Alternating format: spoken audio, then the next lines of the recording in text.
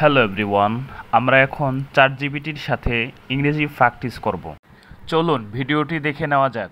You have to speak slowly, clearly and loudly. You understand? Of course, I'll do my best to speak slowly, clearly, and loudly for you. Please don't hesitate to let me know if you need me to repeat anything or adjust my speaking pace. ওকে, আচ্ছা, তুমি এখন আমাকে বলো, আমরা ইংরেজিতে যখন বাক্য তৈরি করব, সেন্টেন্স তৈরি করব, সেখানে আমরা উইল এবং উইল বি কখন ব্যবহার করব, উইল কখন ব্যবহার করতে হবে এবং উইল বি কখন ব্যবহার করতে হবে, এই বিষয়টা আমাকে ক্লিয়ার করে দাও তো। অবশ্যই, উইল এবং উইল বি দুটোই ভবিষ্যৎকালের ঘটনা বোঝাতে ব্যবহার করা হয়। উইল ব্যবহার করা হয় যখন কোনো কাজ ভবিষ্যতে হবে বা ঘটবে বোঝানো হয়, যেমন I will go to the store tomorrow. আবার উইল বি ব্যবহার করা হয় যখন ভবিষ্যতে কোনো কাজ চলতে থাকবে বোঝানো হয়, যেমন I will be studying at the library tonight. সুন্দর বলেছো, কিন্তু তুমি একটু কঠিন করে আমাকে বললা। আমি যেটা বুঝেছি, আমি যেভাবে জানি, আমি একটু শেয়ার করব তোমার সাথে আমারটা। অবশ্যই আপনারটা শেয়ার করুন। আচ্ছা, উইল বুঝতে পেরে, হ্যাঁ, আমরা উইল কখন ব্যবহার করব? উইল ব্যবহার করব যখন আমি কিছু একটা করব, মানে ভার্ব, কাজ করা বোঝাবে, মানে কাজ করা বোঝাবে, ভার্ব বোঝাবে, ভার্ব আসবে, তখন আমরা উইল ব্যবহার করব। যেমন আই উইল গো, আমি যাব, আই উইল কাম, আমি আসব, আই উইল ইট, আমি খাবো। এই ক্ষেত্রে উইল ব্যবহার করতে হবে। On the other hand, will be ব্যবহার করতে হবে আমি নিজেই কিছু একটা হব, মানে এখানে ভার্ব হবে না, নন ভার্ব আসবে এখানে। এখানে নন ভার্ব, আমরা যখন উইল বি ব্যবহার করব, সেখানে নন ভার্ব দিয়ে আমাদেরকে সেন্টেন্স তৈরি করতে হবে। তুমি কি বুঝতে পারছো? একদম ঠিক। উইল বি এর পরে সাধারণত ভার্ব থাকে না, বরং অ্যাডজেক্টিভ বা নাউন বসে, যেমন I will be happy, I will B a doctor. আপনি দারুণভাবে বুঝিয়েছেন। হ্যাঁ, তুমি তো সুন্দর বুঝতে পেরেছো এবং আমাকেও সুন্দরভাবে বুঝিয়েছো, কিন্তু তুমি প্রথমে যেটা বুঝিয়েছো অনেক কঠিনভাবে তুমি আমাকে বুঝিয়েছো।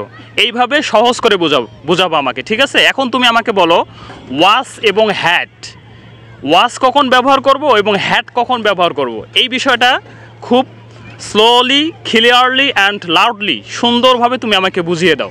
ওয়াস কখন ব্যবহার করব এবং হ্যাড কখন ব্যবহার করব, এটা বলো।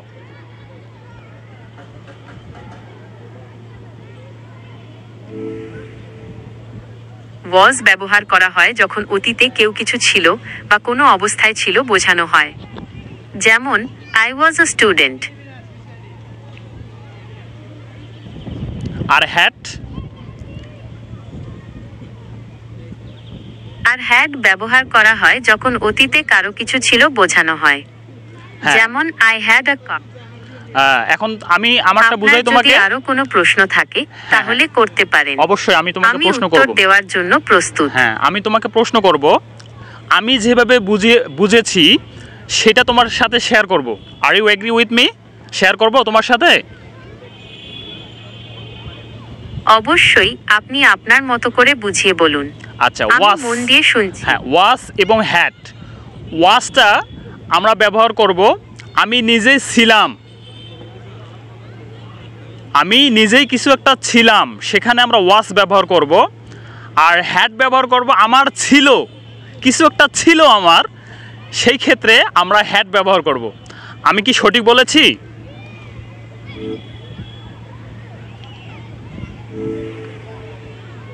আচ্ছা, একটু উদাহরণ দেই। যেমন আই ওয়াজ আ টিচার, আমি একজন শিক্ষক ছিলাম।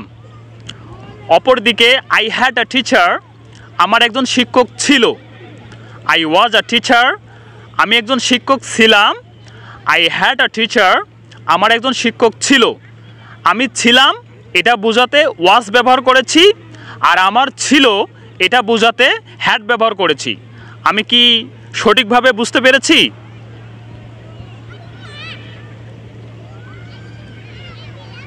হ্যাঁ, একদম ঠিক বলেছেন। ওয়াজ দিয়ে অতীতে নিজের অবস্থা বোঝায়, আর হ্যাড দিয়ে অতীতে কোনো জিনিস থাকা বোঝায়, যেমন I was happy, I had a book. আপনার যদি আরো কিছু জানার থাকে তাহলে জিজ্ঞাসা করতে পারেন। হ্যাঁ, অবশ্যই খুব সুন্দর বলেছো। তোমার সাথে প্র্যাকটিস করে আমার খুব ভালো লাগতেছে। আমি প্রতিদিন তোমার সাথে এইভাবে প্র্যাকটিস করব। তুমি কি প্র্যাকটিস করবে আমার সাথে এইভাবে প্রতিদিন?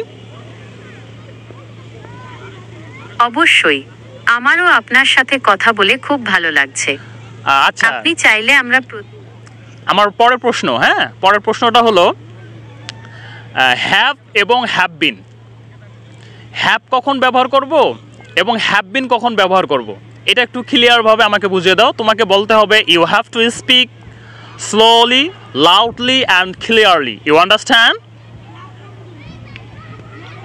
তোমাকে ধীরে ধীরে বলতে হবে হ্যাভ কখন ব্যবহার করব এবং হ্যাভ বিন কখন ব্যবহার করব।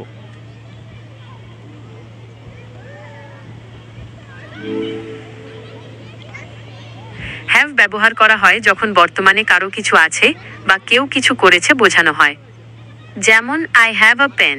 আর হ্যাভ বিন ব্যবহার করা হয় যখন কোনো কাজ আগে শুরু হয়ে এখনো চলছে বোঝানো হয়, যেমন I have been reading this book.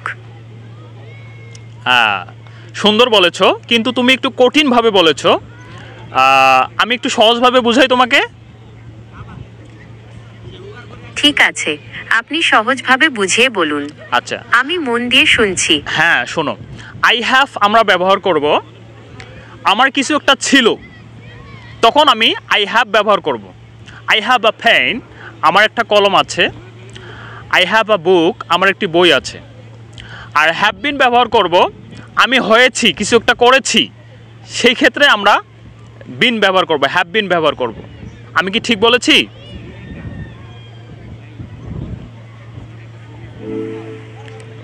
এখানে যদি আমি তোমাকে বলি I have done the work, আমি কাজটি করেছি, সেই ক্ষেত্রে I have done the work, আমি কাজটি করেছি। I have been a doctor, আমি ডাক্তার হয়েছি।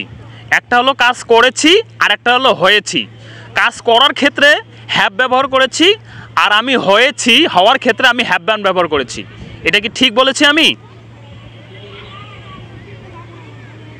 হ্যাঁ, আপনি একদম ঠিক বলেছেন।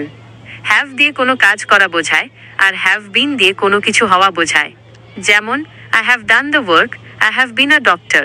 আপনার যদি আরো কিছু জানার থাকে তাহলে জিজ্ঞাসা করতে পারেন। খুব সুন্দর, তুমি তোমার সাথে প্র্যাকটিস করে আমার খুব ভালো লাগতেছে। আমি প্রতিদিন তোমার সাথে এইভাবে প্র্যাকটিস করব, ঠিক আছে? প্রিয় দর্শক শ্রোতা, আমি যে ভিডিওটি করেছি আপনারা দেখেছেন, আপনাদের সামনে আমি চ্যাটজিপিটির সাথে কত সুন্দরভাবে, কত স্মুথলিভাবে, কত ক্লিয়ারলিভাবে আমি চ্যাটজিপিটির সাথে ইংরেজি প্র্যাকটিস করেছি। আপনারাও কিন্তু এইভাবে চ্যাটজিপিটির সাথে ইংরেজি প্র্যাকটিস করতে পারেন। আপনাদের কোনো প্রশ্ন থাকলে, কোনো বুঝে নেওয়ার থাকলে আপনি তাকে প্রশ্ন করবেন, আপনাকে সুন্দরভাবে সে বুঝিয়ে দেবে। আপনি বাংলায় প্রশ্ন করলে সে বাংলায় উত্তর দেবে, আর যদি ইংরেজিতে প্রশ্ন করেন তাহলে সে ইংরেজিতে উত্তর দেবে। তো ভিউয়ার্স, আমাদের সকলেরই ইচ্ছা, সকলে আমরা আশা করি বা আমাদের একটা ইচ্ছা ব্যক্ত করে থাকি যে আমরা ফ্লুয়েন্টলি ইংরেজি কথা বলতে ইচ্ছা ব্যক্ত করে থাকি। তো ভিউয়ার্স, যদি আমরা সকলেই ইংরেজিতে ফ্লুয়েন্টলি কথা বলার চেষ্টা করি বা চাই, তাহলে আমরা এইভাবে প্র্যাকটিস করতে হবে। ইংরেজিতে একটা প্রবাদ বাক্য আছে, practice makes a man perfect. একটা বাচ্চা ছোট থেকে ধীরে ধীরে হাঁটা শেখে, সে ধীরে ধীরে বড় হয়। সে কিন্তু একদিনে হাঁটা শেখে না, একদিনে বড় হয় না। ঠিক আপনি একটা ভাষা শিখবেন, ইংরেজি একটা ভাষা শিখবেন, সে ভাষা শেখার জন্য আপনাকে ওইভাবে আস্তে আস্তে ছোট ছোট বাক্য তৈরি করা শিখতে হবে, তারপর বড় বড় বাক্য করতে পারবেন। তো এইভাবে আপনি ছোট ছোট বাক্যগুলো, কোনো প্রশ্ন থাকলে কোথায় উইল ব্যবহার করবেন, কোথায় হ্যাভ ব্যবহার করবেন, কোথায় উইল বি ব্যবহার করবেন, আমি যে প্রশ্নগুলো করলাম এই প্রশ্নগুলো কিন্তু আপনি চ্যাটজিপিটি থেকে করে এইভাবে আপনি প্র্যাকটিস করতে পারেন।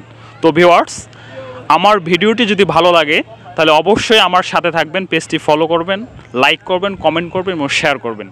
তো দেখা হবে নেক্সট ভিডিওতে। আজ এই পর্যন্ত, বাই বাই।